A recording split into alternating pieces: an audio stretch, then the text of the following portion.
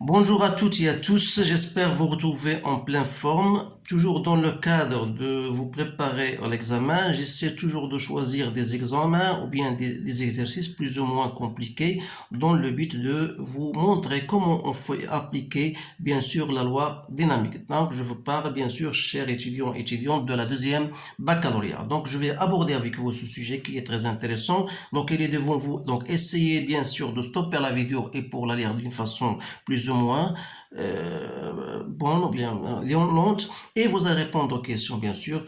Donc je vais vous lire bien sûr ce sujet-là. Un cascadeur sur sa moto, comme vous voyez, et décide de sauter au-dessus d'un obstacle vertical qui est, voilà, E. On se propose d'étudier dynamiquement le mouvement du centre d'inertie du système mécanique constitué par le cascadeur et sa moto sur une piste d'essai.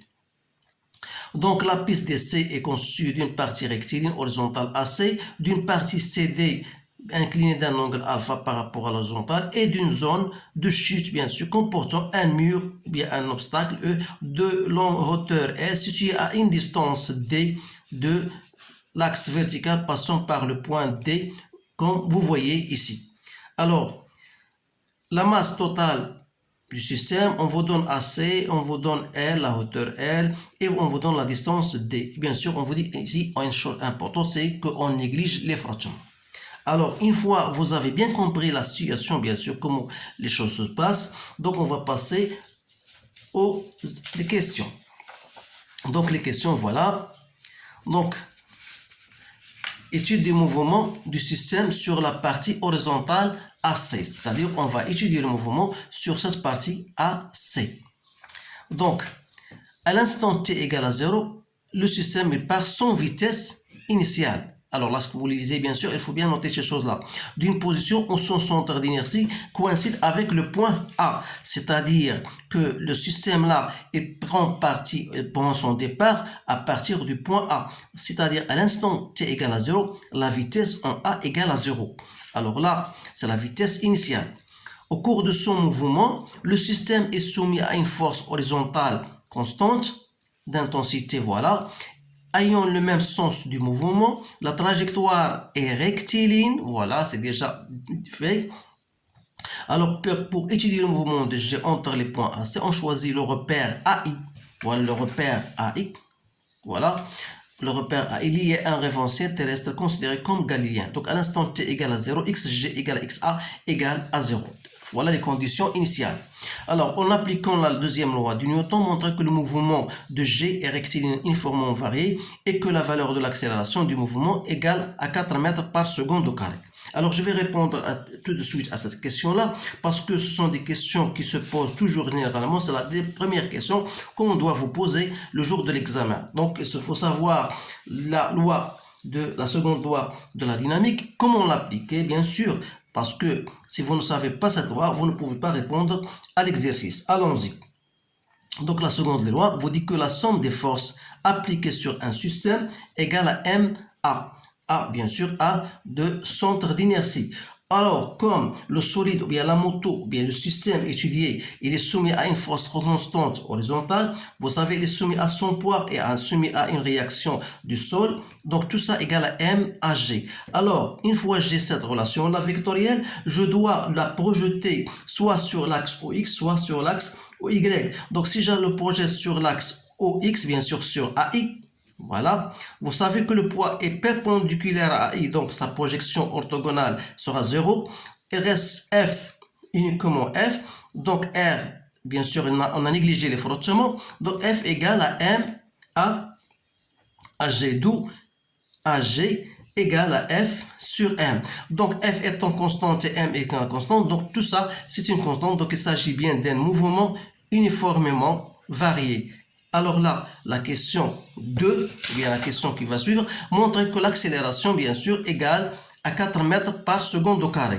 Alors, je détermine à partir de cette relation, AG égale à quoi? F, c'est 1000, et M, c'est de 150 kg, donc c'est 4 mètres par seconde au carré. Voilà la question 1.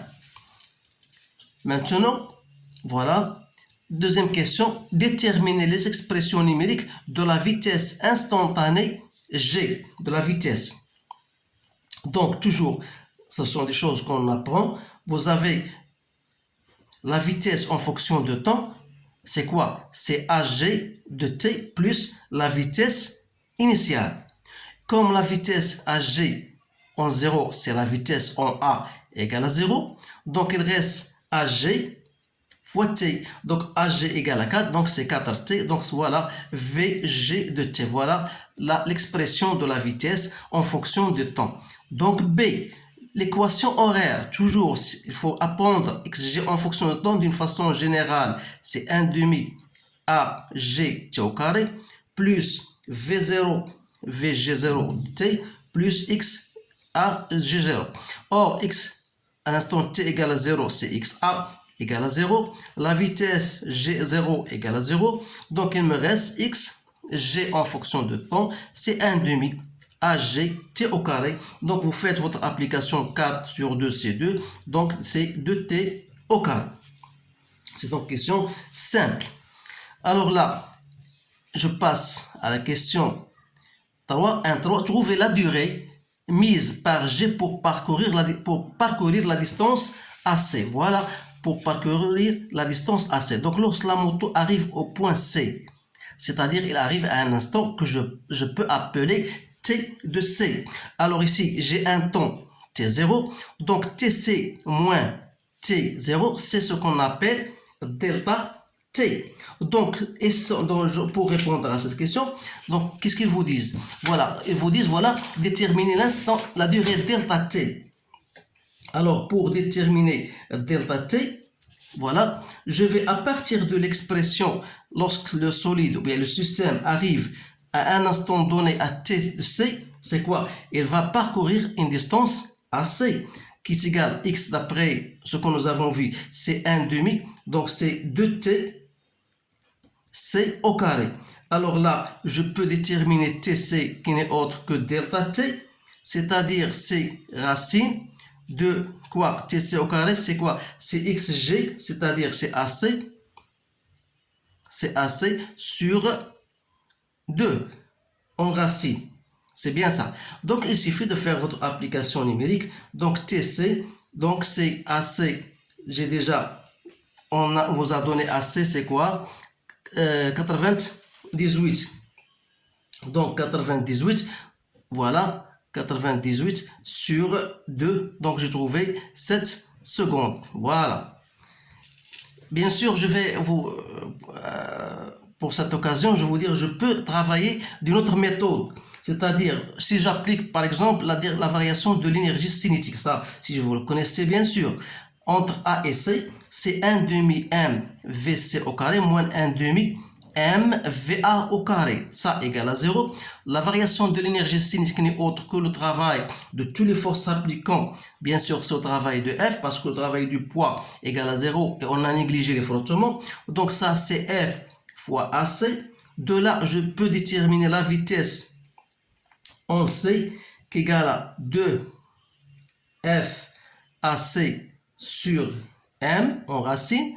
Donc, si je fais l'application numérique, c'est-à-dire je peux trouver 28 mètres par seconde.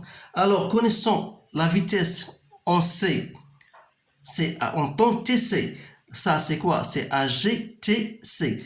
Alors là, je peux l'écrire AGTC et c'est normalement delta T, d'où delta T n'est autre que la vitesse C à l'instant TC sur quoi? Sur AG. C'est-à-dire que delta T, la vitesse on sait c'est 28 sur 4, donc c'est 7 secondes. Alors vous remarquez bien sûr que j'ai obtenu le même résultat. Donc maintenant je vais passer à 2, étude des mouvements cette fois-ci sur la phase de saut.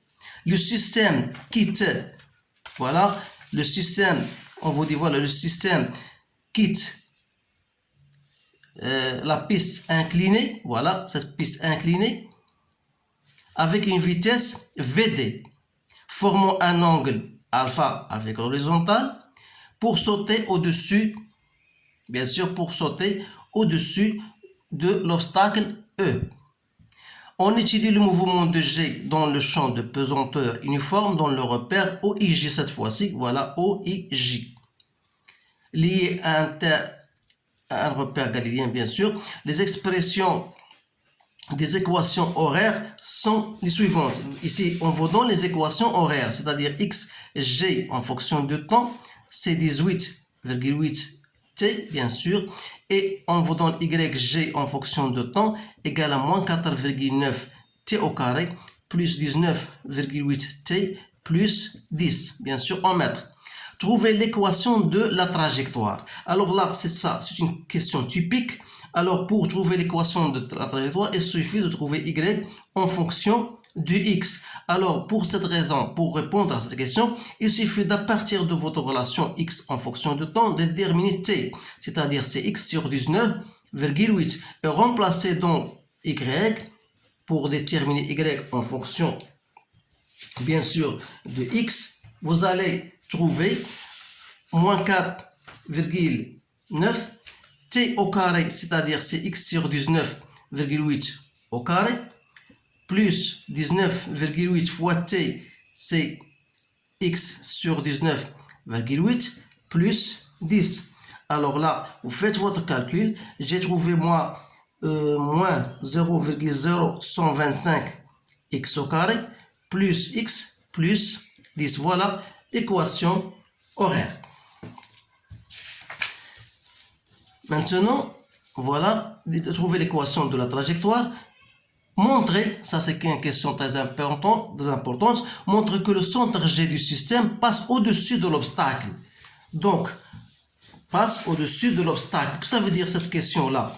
Ça veut dire que lorsque la moto, bien l'homme, la personne avec sa moto, elle va sauter, donc il va sauter au-dessus de l'obstacle. Alors, pour savoir qu'il saute au-dessus de l'obstacle, il faut trouver bien sûr quelle sera cette distance-là, qui en fonction c'est y en fonction de x. C'est-à-dire, lorsque x aura égal à d, c'est-à-dire pour x égale à d, on va calculer cette valeur de y, c'est-à-dire la hauteur bien sûr, et on va comparer cette hauteur-là avec la distance L. Si cette hauteur-là est supérieure à L, ça veut dire que la personne en question passe au-dessus de cet obstacle, sinon, bien sûr, ça restera non. Alors là, qu'est-ce que je fais? À partir de l'équation horaire, c'est-à-dire lorsque je vais considérer que x égale à d, et je vais trouver y en fonction de x qui est égal à d, c'est-à-dire c'est moins 0,0125 d au carré, plus d plus 10. Donc il faut remplacer d par sa valeur parce que d égale à 30 mètres. Donc vous trouvez y, donc c'est 28,75 mètres. Donc qu'est-ce que vous remarquez? Que y est supérieur à L qui était donné comme étant égal à 20 mètres. Alors ça veut dire donc que le centre G du système passe au-dessus de l'obstacle E. Voilà, on a bien terminé cette question. Je voudrais ajouter d'autres questions que j'ai préparées moi-même, c'est-à-dire à partir de cette équation, si jamais on vous donne, je peux changer même ce problème-là en vous disant, voilà, à partir des équations horaires, vous pouvez déterminer la hauteur H, voilà, quelle sera la mesure, bien la valeur de H, parce que une fois j'ai l'équation horaire que j'ai devant moi, c'est moins 4,9 t au carré plus 19,8 t plus 10, c'est-à-dire d'une façon générale, je sais que y c'est quoi? C'est moins 1,5 g t au carré plus v d sinus de alpha fois t plus h. Alors là, je peux déterminer vd sinus de alpha comme étant 19,8. Et d'autre part, je sais que à partir de la variation de l'énergie cinétique entre C et D, voilà, égale à 1 demi m Vd au carré moins 1 demi m Vc au carré, qui est travail du poids du C à D, c'est-à-dire c'est moins mg Cd cosinus de alpha. C'est-à-dire que Vd sinus de alpha, je peux trouver à partir de cette relation égale à 19,8, je peux même chercher VD. Mais d'autre part, voilà, d'autre part, X en fonction de temps, on a trouvé déjà, c'est VD cosinus de alpha fois T. Donc, c'est-à-dire que VD cosinus de alpha égale à 19,8. C'est-à-dire, autrement dit, si je vais VD cos de alpha égale à 19,8, c'est-à-dire que tangente de alpha, c'est-à-dire ça sur ça, VD sinus alpha sur cos alpha, ça vous donne tangente de alpha égale à 1. Donc, vous pouvez déterminer alpha, c'est 45 degrés. Alors, ce sont des choses, des questions supplémentaires que je vous pose, que je propose de le faire parce que si jamais on vous donne déterminer les équations horaires, c'est-à-dire vous devez appliquer la seconde loi de Newton à partir du point D en disant voilà que A x égale à 0, ça veut dire que la vitesse en x égale à une constante. Cette constante n'est autre que la vitesse de d cosinus de alpha, d'où x en fonction du temps, c'est VD cos de alpha fois t plus x0 qui est égal à 0. Donc voilà la première équation horaire. Si je projette sur l'axe OJ, j'aurai AY égale à moins G. Ça veut dire que VY en fonction de temps égale à moins GT plus la vitesse constante, la vitesse initiale à l'instant t égale à 0, c'est-à-dire VD sinus de alpha, d'où Y de t, c'est moins 1,5 GT au carré, plus VD sinus de alpha fois t plus y0. Alors y0 d se trouve à une distance h, c'est pour cette raison qu'on ajoute h. Voilà les équations horaires, essayez de les préparer vous-même et puis vous pouvez même, si vous avez la vitesse de d et la vitesse de c, vous pouvez trouver ces équations horaires comme on l'a trouvé avec ces valeurs numériques. Alors, je vous remercie de votre attention et je vous dis à bientôt.